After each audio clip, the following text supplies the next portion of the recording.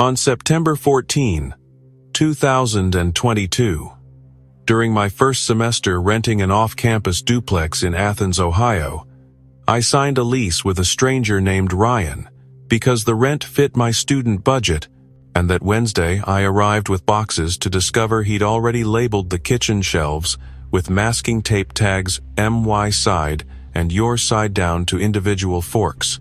Ryan greeted me wearing noise-canceling headphones that pulsed faint blue, nodding but never removing them.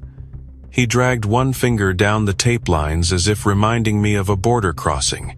I chalked it up to introversion and spent the week obeying boundaries so precisely that our schedules hardly overlapped. He cooked at 6 p.m., I at 8. His light under the bedroom door glowed until dawn, then he'd vanished to class. The first hint something was wrong came when I noticed my bedroom doorknob felt gritty every night, as though powdered chalk dusted it. I wiped it clean, but grit returned by morning. Friday, I sprinkled flour in front of the closed door before turning in. By sunrise, a single shoe print dented the powder narrow, pointed, too small for my size, 11s but matching Ryan's black Oxfords.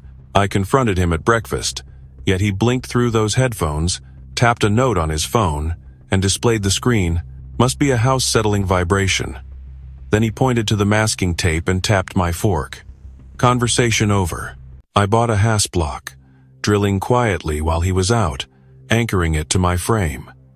That night the hasp held, yet the gritty smear still coated the knob. When I inspected the hall under phone flashlight, I found fresh masking tape strips lining the baseboards, each tiny piece marked with a timestamp on 12 a.m., 1, 13 a.m., marching past my door toward the living room. At 1:14 a.m. exactly, the lamp in the living room flicked on. Footsteps passed my threshold, light but deliberate. I waited motionless. 30 seconds later, the lamp clicked off. In the silence, I heard what sounded like fingernails scraping adhesive from paint. Saturday, I skipped the library to investigate. The living room lamp's cord, now wound through a metal loop screwed into the floor. A digital kitchen timer sat beside it, counting down from 23, 59, 0. Ryan emerged carrying a grocery sack of nothing but rolls of masking tape. He set them neatly in his cupboard side, wrote a note, "Timer stays," and retreated. That night I hid on the couch behind the armrest. At exactly 11, the timer beeped. Ryan stepped out, headphones glowing brighter, a roll of tape in one hand, a ring of keys in the other, far more keys than the duplex required. He knelt and began placing fresh pieces on furniture edges, couch arm, lamp base, coffee table leg, each new strip paired with the next second on the timer. Once finished, he pocketed the keys and faced the hallway. The timer reached 24, 0, 0, beeped a final time, and reset. Ryan whispered something into his headset mic, though the room remained quiet, and vanished down the hall toward my room. I followed in socks, hearing the faint metallic click of keys brushing each other. He stopped at my locked hasp and produced a tiny skeleton key that couldn't possibly fit the padlock. Yet when he inserted it, the shank turned. Lock popped free. My door swung an inch, but Ryan didn't enter. Instead, he peeled off a fresh strip of tape, pressed it to the inside jamb, and scribbled 12, 0, 0 with marker. He stared at the timer on his phone different from the kitchen unit, then relocked and tiptoed away. My pulse pounded so loud I almost missed the soft smack of another door, our attic hatch opening overhead. Ryan wasn't alone. I hurried back to the couch as the attic ladder creaked. A figure descended, mirror image of Ryan, but headphone LEDs deep red. This twin carried a ring of matching keys, walked to each tape timestamp, and peeled the strip free, pocketing it like a ticket collector punching fares. When he reached the lamp cord loop, he unscrewed the floor eye hook, stuffed it in his coat, and ascended the ladder, locking the hatch. Morning light revealed every strip from the night before gone. Even my door's inner jamb lay bare. Worse, my padlock key once on my keychain had vanished. In its place hung a duplicate padlock identical, except for the brand stamped RIN 2. My original had read RIN 1. Ryan emerged, headphones dormant, sipping instant coffee. I demanded answers. He sighed, removed the headset for the first time, and said only, "He follows perfect order. We keep count, so he stays upstairs." Then he slid the headphones back on and turned up the volume until I heard static. I called the landlord, who insisted I was sole leaseholder. No tenant named Ryan existed in his books. Police visited, found no second occupant, and suggested stress hallucinations. That night, I nailed boards over my door, sealing myself in tight. At 12:00 sharp, a gentle tapping began on the hasp. After 20 taps, silence. Dawn showed every board untouched, but the outer hallway wall was covered ceiling to floor in new masking tape strips, each marked sequentially from 12:0, 1 to 12:6, last one aligning with my knob. Monday I moved out during daylight. As I loaded the final box, Ryan watched from the porch, headphones pulsing red this time. He raised the skeleton key ring, jingling. Behind him, the attic hatch creaked despite windless air. I drove off, swearing never to share walls again.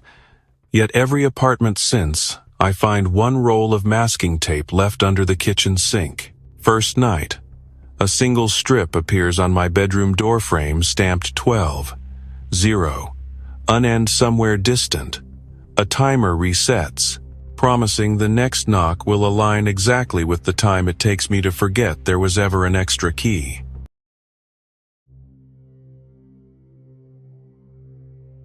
On May 18, 2021, after a job in Chicago fell through and I scrambled for housing near Portland, Oregon, I found a Craigslist sublet in a century-old triplex off Hawthorne Street, signing a 3-month agreement with an art school grad named Celeste, who claimed she needed someone to cover half the rent while she finished a sculpture residency.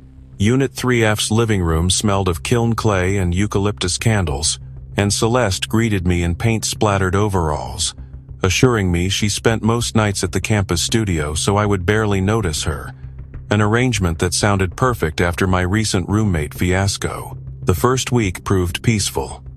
Celeste left post. It lists of refrigerator shelves I could use, paid utilities on time, and returned only at dawn to crash on the sofa amid half-finished ceramic torsos. Then little oddities began. Every night around midnight, an electric coffee grinder in the kitchen whirred exactly 7 seconds, though neither of us drank coffee, and Celeste, when asked, shrugged it off as a short cycling in the outlet timer for her grow lamp. A pile of mail addressed to previous tenants appeared on the hall table, postmarked the same day yet varied by years 2016, 2018, 2019, all stamped "Return to Sender" in identical red ink that never smeared. One envelope lay slit open. Inside, a single Polaroid showed the living room as it looked now, except a third rheumatia man with blurred featura slouched on the couch beside a sculpture that hadn't existed. I tossed the photo, uneasy, and decided the building's history was not my problem. On the 10th night, Celeste texted she'd be gone all weekend at a kiln firing, leaving me and, as she put it, the night subletters. Thinking she joked about ghosts, I laughed. At 11:58 p.m., the coffee grinder activated, and when I walked into the kitchen to unplug it, the wall clock skipped from 11:59 to 12:01, hands jerking. A muffled laugh drifted from the spare bedroom Celeste used for storage. I assumed she'd returned unexpectedly, but the door still bore her padlock. Through the keyhole glimmered faint light, flickering like film projection. I retreated to my room and jammed a chair under the knob. Sleep came fitful. At 3:05 a.m., a soft knock tapped my door. 3 rhythmic beats. No voice called. The peephole showed darkness. I waited, heart-tripping, until dawn. Saturday afternoon, I explored the basement laundry, noticing one more apartment door labeled 3B that didn't appear on my floor plan, its knob shiny as if recently replaced. I pressed an ear and caught what sounded like the coffee grinder echoing.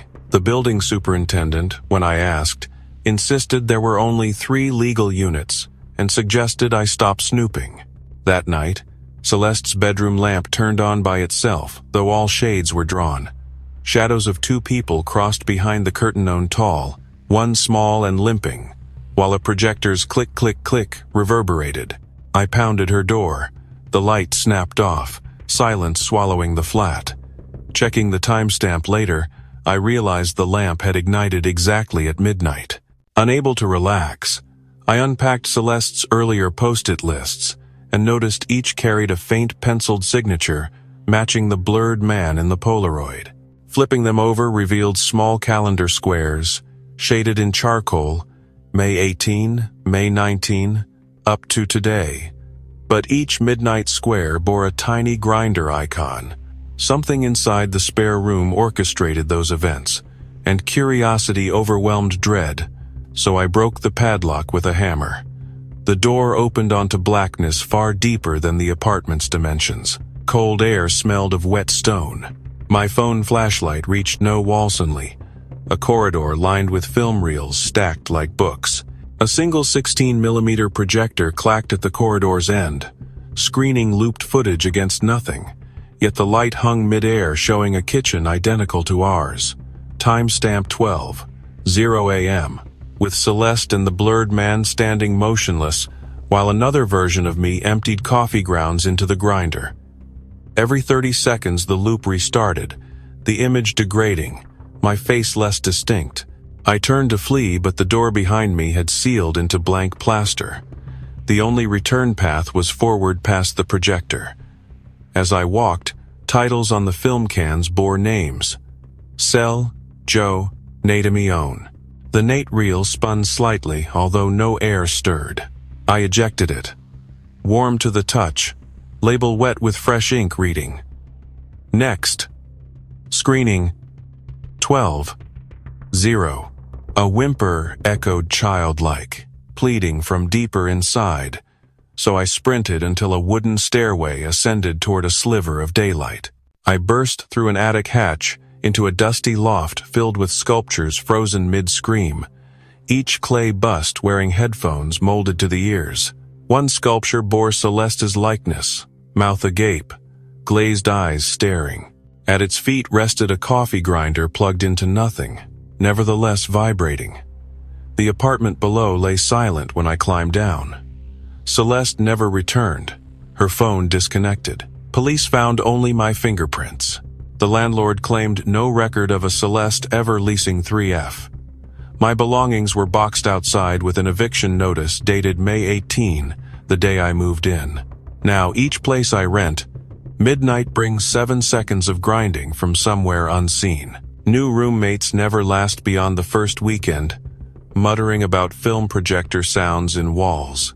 I live alone, but still tape over every clock face, because if I see 12:0 flash once more, I'm certain the corridor will reopen, the grinder will finish, and the next screening will finally blur my features enough to trap me as another clay bust in a loft no one admits exists.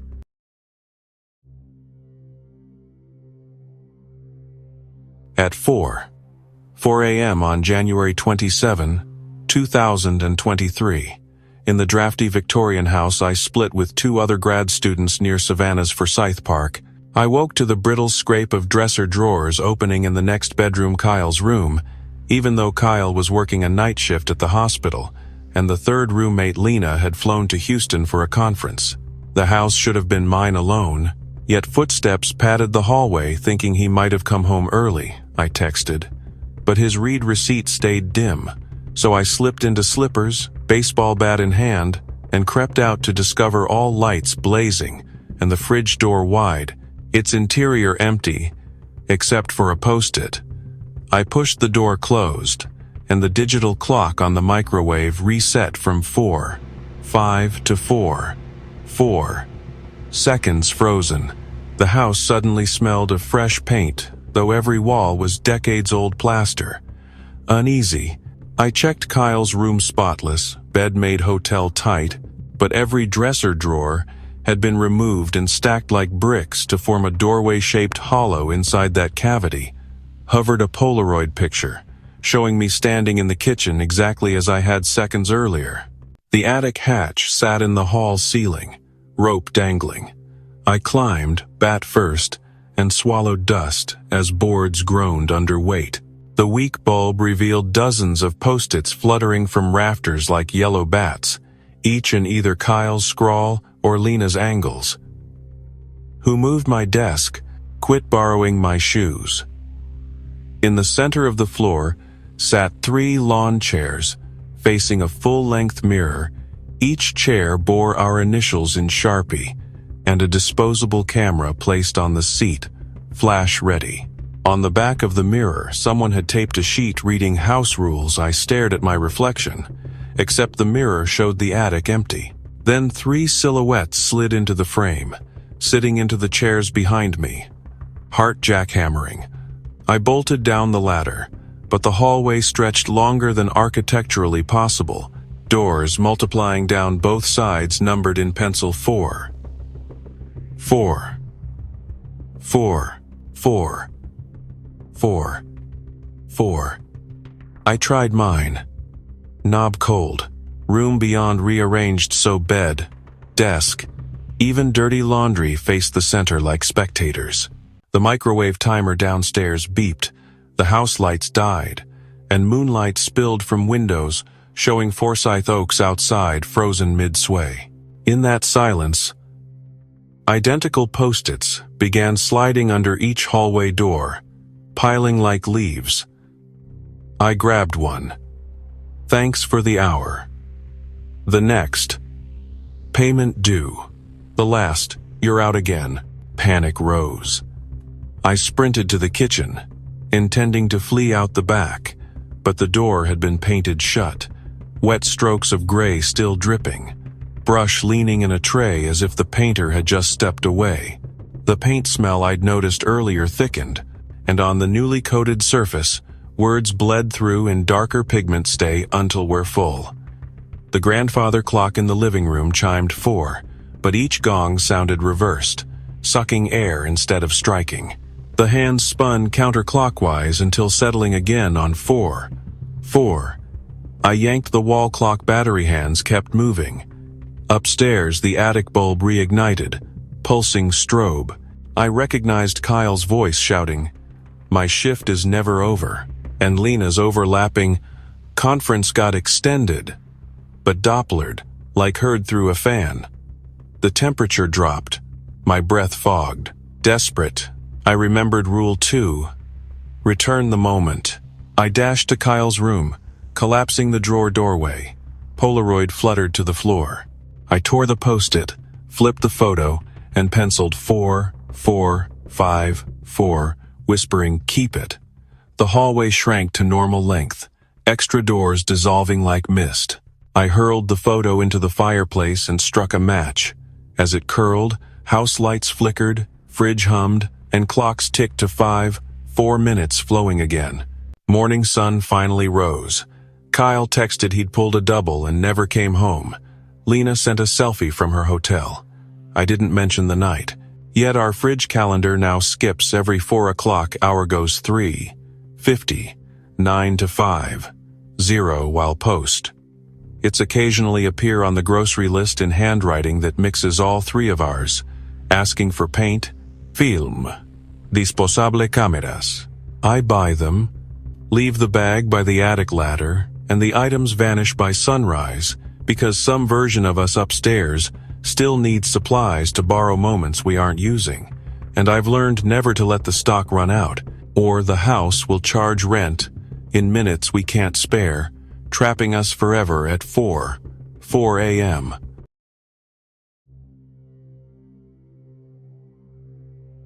Roommates who borrow minutes, sculpt your future, and unlock doors with keys that fit every version of you. Some leases never end. If these true tales found a place in your nightmares, like, share, subscribe, and smash the bell icon so you're never late on the next chilling installment.